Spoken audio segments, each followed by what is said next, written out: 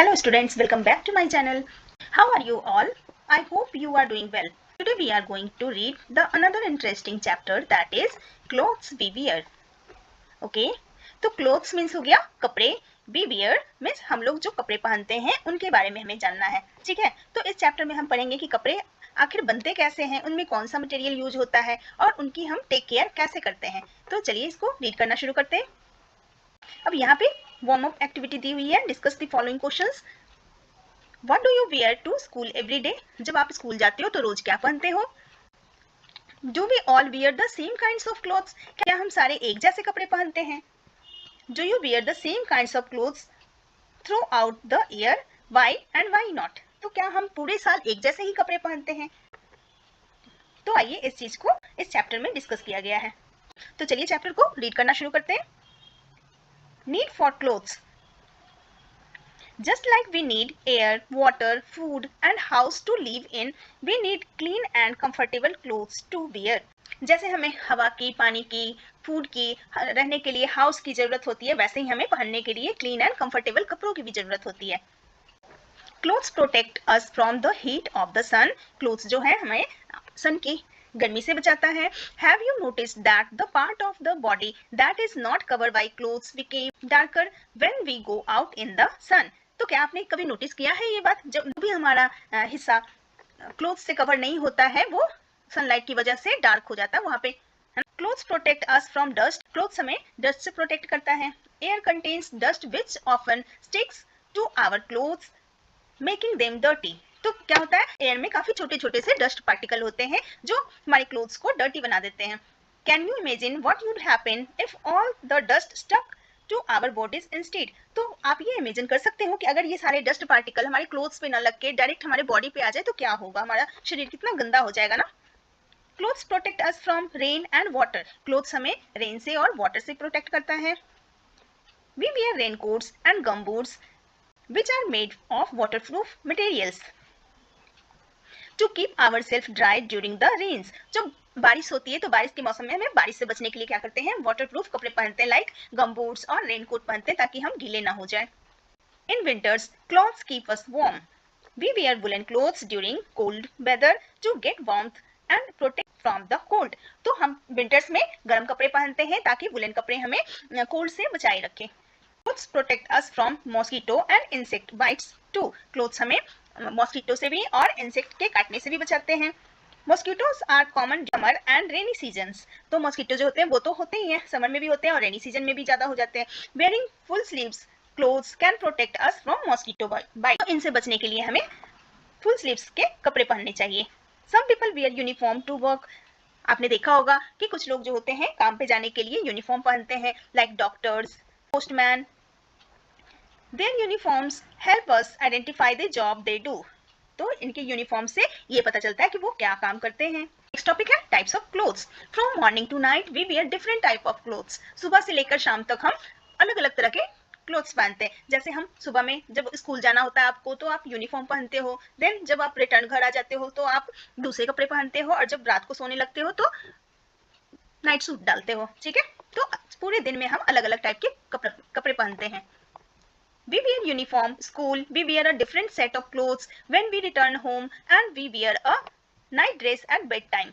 When we have to go to the party or some special events, we wear special clothes. और जब हम party में जाते हैं या फिर स्पेशल जगह पे कहीं जाते हैं, घूमने जाते हैं तो हम अच्छे अच्छे स्पेशल वाले कपड़े पहनते हैं, है ना. नेक्स्ट है the type of clothes we wear also depends on the season and climate of the place we live in. जिस जगह पे हम रह रहे हैं उस जगह पे डिपेंड करता है कि हमें किस टाइप के कपड़े पहनने हैं. ठीक है.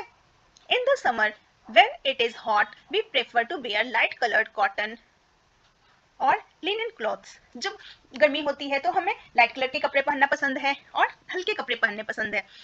These fabrics soak up the sweat and keep up us cool. और जो ऐसे कपड़े होते हैं वो हमें हमारे स्वेट को मीन्स पसीने को वो इजिली एब्जॉर्ब कर लेता है और हमें कूल रखता है. But in the winter, when it is cold, we choose dark colored woolen and silk clothes because they help us to stay warm and trapping our body heat. तो और जब विंटर्स आते हैं तो हमें गर्म कपड़े पहनना पसंद होता है ना, बॉडी को हीट रखने के लिए हम वार्म कपड़े पहनना पसंद करते हैं. नेक्स्ट टॉपिक है fibres and fabrics. Clothes are made from fibres, clothes जो है फाइबर्स से बना होता है। Take a piece of clothes and observe it carefully. आप यहाँ पे क्या बोला जा रहा है, एक छोटा सा क्लोथ्स का टुकड़ा लीजिए और उसे केयरफुली देखिए। You will see that it is made up of many thin criss cross threads. तो आप देखेंगे कि बहुत ही ज्यादा छोटे छोटे पतले पतले थ्रेड्स के क्रिस क्रॉस बने हुए हैं। These threads are called yarns, और उन थ्रेड्स को हम यार्न बोलते हैं। Many thin threads, many thin strands of fibers make the yarn. When the yarns are weaved or knitted together, they form a fabric. जब yarn को weave किया जाता है weaving machine पे तो उससे fabric बनता है। Fabric fibers can be natural और human made, और fibers जो है naturals भी हो सकते हैं और human made भी हो सकते हैं। तो आइए अब देखते हैं नेचुरल फाइबर्स कौन से होते हैं। Natural fabrics are obtain from fibre from two sources, plants and animals. जो नेचुरल फाइबर्स होते हैं हमें टू सोर्स से मिलते हैं। कौन कौन से? Plants and animals. Cotton, jute and linen come from plants, while wool, silk and fur come from the animals. हमें कॉटन क्लोथ्स, जूट क्लोथ्स और लिनन क्लोथ्स जो होते हैं प्लांट से मिलते हैं, और वुल हमें शिप से मिलता है, और सिल्क हमें सिल्क वॉर्म से मिलता है, और फर जो है अदर एनिमल से मिलता है। तो यहाँ पे सोर्सेज ऑफ नेचुरल फाइबर्स दिया गया है। कॉटन प्लांट से कॉटन फाइबर बन गया, जूट प्लांट से जूट बन गया, फ्लैक्स प्लांट से लिनन बन गया, एनिमल शीप, गोट, कैमल, इन सब के फर से वूल बन गया, और सिल्क वॉर्म से सिल्क बनते हैं। अब नेक्स्ट टॉपिक है synthetic fabrics. Synthetic fabrics are made by humans and not found in nature. तो सिंथेटिक फाइबर वो फाइबर होते हैं जो ह्यूमंस द्वारा बनाए गए हैं, उसमें वो हम नेचर से हमें नहीं मिलता है, वो इंसान खुद ही बनाते हैं। Nylon, rayon and polyester are examples of synthetic fibres. They are usually stronger than natural fibres and can stay in good condition even after repeated use. और इसे हम जितना मर्जी इस्तेमाल कर लें वो सेम कंडीशन में होते हैं, ठीक है। और ये नेचुरल जो फैब्रिक्स होते हैं उससे काफी ज्यादा लॉन्ग लास्टिंग होते हैं ये। They are wrinkle free और and do not require ironing। और ये क्या होते हैं? wrinkle free होते हैं, इनको आयरन की भी इतनी रिक्वायरमेंट नहीं होती है। Synthetic clothes do not absorb water and dry quickly। Synthetic clothes होते हैं जो इतना पानी भी अब्सॉर्ब नहीं करते और वो जल्दी से सूख भी जाते हैं। They are very strong and are often used to make school bags, umbrellas and raincoats। ये लेस वाटर अब्सॉर्बेंट होते हैं, इसलिए इनके अम्ब्रेलाज बनाए जाते हैं और रेनकोट बनाए जाते हैं और स्कूल बैग्स बनाए जाते हैं, है ना। We should not wear synthetic clothes while working in a kitchen or near fire as they catch fire easily। और हम जब भी किचन में काम करते हैं तो हमें कभी भी सिंथेटिक क्लोथ्स नहीं पहनना चाहिए, क्योंकि ये बहुत ही जल्दी फायर को कैच कर लेता है। The clothes that we wear are often dyed into beautiful colors and patterns। जो हम क्लोथ्स पहनते हैं तो आपने देखा होगा कि बहुत ही सुंदर सुंदर पैटर्न उसमें बने होते हैं। One of the techniques of making patterns on clothes is tie and dye on और बांधनी। तो एक पैटर्न आपने देखा होगा इस टाइप का पैटर्न, इसे हम टाई एंड डाई बोलते हैं, जिसे बांधनी प्रिंट भी बोलते हैं। This method is specially of Rajasthan. ये राजस्थान का मेथड है।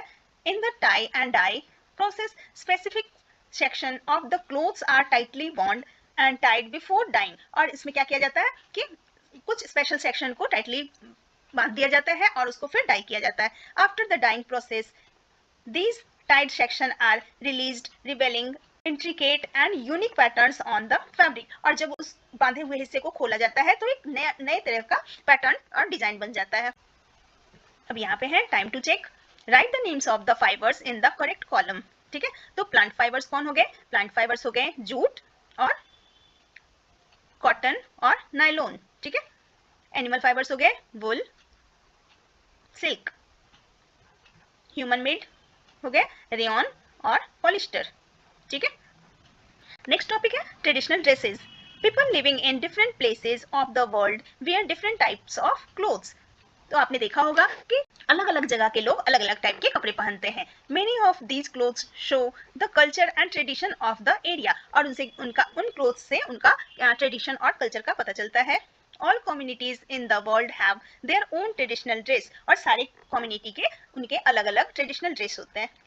यहाँ पे देखिए जैसे दिया हुआ है चाइना के ये ड्रेस है, Russia, Japan, Turkey, Mexico, Kerala, West Bengal, Punjab, ये सारे सब ट्रेडिशनल ड्रेसेस है। नेक्स्ट टॉपिक है हमारा केयर ऑफ क्लोथ्स। अब इन क्लोथ्स की केयर हम कैसे कर सकते हैं? We should take good care of our clothes, we can do that by following these simple tips. इस simple tips को अपनाकर हम अपने कपड़ों की टेक केयर कर सकते हैं. Clothes should be washed well with a good detergent or soap to remove dust, sweat and dirt. हमें अपने क्लोथ्स को अच्छी तरह से वॉश करने चाहिए और इसके लिए हमें अच्छे डिटर्जेंट का इस्तेमाल करना चाहिए.